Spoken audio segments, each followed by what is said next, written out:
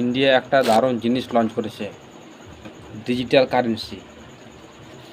এসব সম্বন্ধে যারা জানো তারা ঠিক আছে, যারা না জানো তাদের জন্য ভিডিওটা।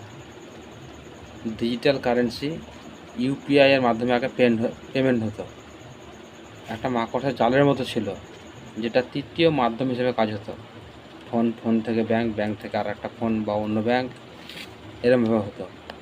এখন কী হবে, ডিজিটাল কারেন্সিতে direct bank to bank payment হবে। আমি ফোন থেকে পেমেন্ট করলাম, ডাইরেক্ট চলে যাবে পয়সাটা।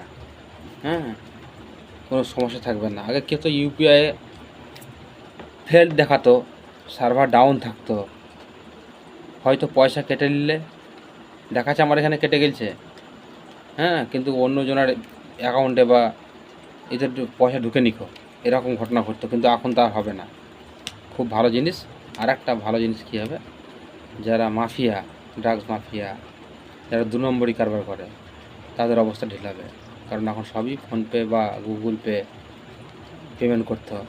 এখন আর টাকাই দেখতে পাওয়া যাবে না, এখন সবই ডিজিটাল কারেন্সিতেই পেমেন্ট হবে। একটা খুব ভালো জিনিস, ভালো পদক্ষেপ।